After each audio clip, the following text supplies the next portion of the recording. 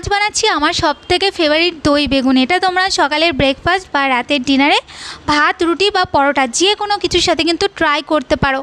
এতটা ভালো খেতে যে একবার যদি বানিয়ে খাবে না আবার বানিয়ে খাবে আমার মতন। তো প্রথমে আমি এখানে বেগুন নিয়ে বেগুনটাকে গোল গোল করে কেটে নেব। তারপর আমি ওর মধ্যে দিয়ে দেবো লবণ আর হলুদ। তারপরে বেগুনটাকে মাখিয়ে নেব। এরপর আমি একটা বোলের মধ্যে নিয়ে নেব 100 গ্রামের মতন টক দই। তারপর ওর মধ্যে পরিমাণ বুঝে খাওয়ার লবণ আর দিয়ে দেবো বিট নুন। এরপর আমি ওর মধ্যে দিয়ে দেবো 2 চামচের মতন চিনি। তারপর দইটাকে ভালো করে একটু ঘুটে নিতে হবে। এরপর ওর মধ্যে দিয়ে দেবো আমি 1 কাপের মতন জলটা দিয়ে তারপর আবার ভালো করে একটু নাড়িয়ে নিয়ে এরপর তেলের মধ্যে বেগুনটা দিয়ে বেগুনটাকে উল্টে পাল্টে ভালো করে লাল লাল করে ভেজে নেবো। বেগুনটা যখন ভাজা হয়ে যাবে তখন বেগুনটাকে উঠিয়ে নিতে হবে। তারপরে যে দইটা ঘুটে রেখেছিলাম ওই দইটার মধ্যে বেগুনটাকে দিয়ে দেবো।